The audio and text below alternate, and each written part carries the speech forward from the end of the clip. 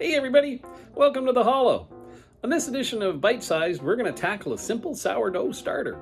I'm going to assume since you're here, you want to make sourdough bread. You don't need a lot explained about sourdough starter, just how to make one. I'm not going to go deep into commercial yeast versus wild yeast, all that stuff. We're just going to get right into making a starter. That's it, simple. I like this recipe because it requires one number, that's it, easy to remember. So what you're going to need, some unbleached flour, some water, a container to mix the stuff up and keep it in, and a scale wouldn't be a half bad idea either. And without any further ado, let's get into making ourselves a sourdough starter. All right, so the one number you got to remember, 75. 75 is the number you got to remember. So grab your container, put it on the scale, zero it off so you can measure everything accurately, and start by putting in 75 grams of water.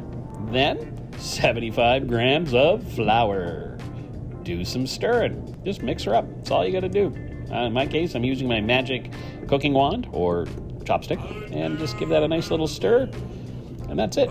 Once she's fully mixed up and all the flour is moist, you can just take a look at her and just basically looks like a dough. That's it. So that's the end of day one. So you put a cap on her and leave her on the counter, room temperature, overnight. Day two. And take a little look at it. You're going to see a couple of little bubbles in there, about 4 or 5. That's how it starts. Slow at first, faster later on. You're going to repeat that same process that we did yesterday. 75 grams of water, 75 grams of flour. Give her a stir up. Take a look. Oh, yeah. And back on the counter. Day 3.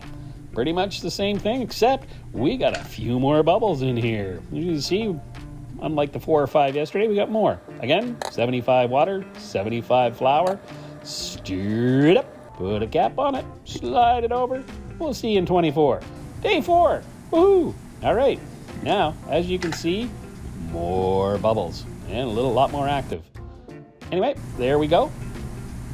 Beautiful. 75 water, 75 flour. Stir it up and put the cap back on and back over by the counter, and we'll see you tomorrow. Day 5. All right. Now, here's an interesting thing. As you can see, there's lots of bubbles in here. But this had actually, I didn't get to it right away.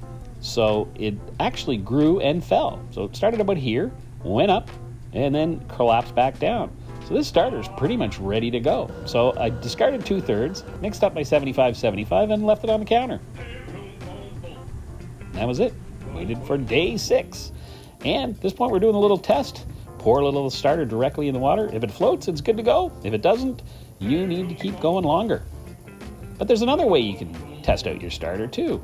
And that's heat up a pan, put some oil in it, and put the starter directly in the frying pan. I sprinkle a little salt on here because there's no salt in there, just flour and water, and just fry her up. And as you can see, the fermentation is starting, the bubbles form, the heat basically really kickstarts that process. And you're just going to wait till the top surface is drying out around the edges as it has, and just give her a flip. Now, she's going to look like a pancake, but it's not. It's fry bread. And as you can see here, how much it's puffed up from a flat little pancake to a nice puffy little piece of fry bread loaf. Give her a flip and oh, she is looking good. Let's put her on a plate. And I think, this is worth cutting up. We'll take a little look at this guy. Oh, that just looks so nice, doesn't it? Oh. So now we got to see, here's the proof is in the pudding.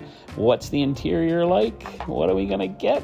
Oh, look at that. It's airy. It's light. Oh, that looks awesome. Really good fry bread. Yum, yum. So there you have it, guys. Sourdough starter in 6 days. And the video's under 5 minutes, too. This may not happen in 6 days for you. Depending on your environment, it could take 7, 8. It could even be ready in 5, because that happens sometimes. If you notice some fluid building up top, don't worry about it. Mix it in with your next feeding. It'll be fine. And enjoy making your sourdough. And don't forget, like the video, comment, and please subscribe to our channel. I really like that. Thanks a lot.